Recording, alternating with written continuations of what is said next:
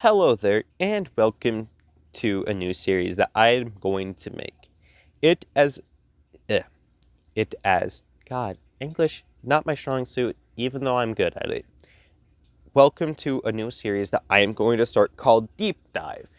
Deep Dive is pretty much where we jump into one faction of the game and we try to emphasize them and we try to figure out, okay, what are their strengths, what is their weakness, how can we use these in the end game or wherever you're at in your, I guess, wherever you're at. So, the first faction that I got told to do was Ewoks. Now, if you don't know, Ewoks are needed for C3PO, and that event is painful incarnate in itself. So, I'll basically just go around in galactic chore with the Ewoks in order to just showcase them because I won't be able to use them in hard mode. So just to show them off, we're going to use this, and I'll go very slow, very nice and easy about them. Now, the two Ewoks that you don't really want to use are Ewok Scout, unless you don't have a Wicket, which farming Wicket makes your experience so much easier. And the one that makes people go under stealth.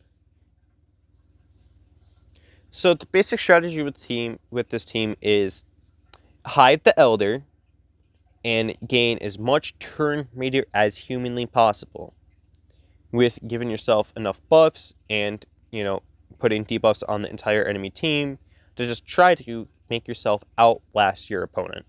That is the nutshell of this team. It is not a defensive team.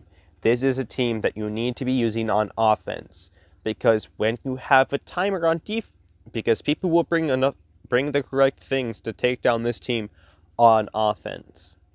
Because you can usually just throw a nest, throw a wampa, throw a this, throw a that, throw something at it, and boom, guess what? Your entire run's over. Like, they're a one and done defensive team. You can't change my mind. So pretty much what this series is going to do is going to show you the benefits and the cons of using something like the Ewoks in early game, middle game, late game. Early game, you'll be able to get away with using Ewoks, especially if you have like good Ewoks. Especially if you have like good high relic Ewoks, if you have good this and good that. But as you can tell, really all Ewoks are is just that it is going to be a battle of attrition between you and your enemy, which is why in 5-minute battles, Ewoks are able to win on offense, but you cannot use them defensively in the end game. In the middle game, you can get away with using them in the back wall if you need a filler team and you're confident in your front line.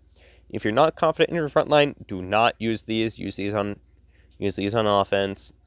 I'm sorry, but also, other than that, if they needed to kill just one person and they don't have to worry about dying every 3 seconds to a high-powered offense, then guess what? That's going to happen because you just hide your Ewok under stealth using Wicket and using Poplo, and you just keep running circles around them. Now, I guess I should show little hints and tricks. Don't mind my mods, they're kind of just garbage anyways. But basically, you want, usually, basic standard stuff, you want them to be as fast as possible. You want Wicket with as much crit damage and critical chance as possible. You want Logate with potency to be able to strip away all of those buffs and land his dazes. You want him to be as tanky as possible and as fast as possible to call out those assists. You want him to be healthy and tanky as possible to give out revives, give out heals, give out cleanses, and give out turn meter. Let's just look at the other two Ewoks, which the only reason to have them geared up is just to mess around with them. Tebow, which is the stealth leader of the group, are quite simple. He has a really good basic, so that way if he's stealth, he reduces turn meter, which could be really useful in the C3PO event. The scramble tactics, let's just look at it. gives him stealth, all that type of stuff. He is really a turn meter controlling character, which for the Ewoks and the event is good.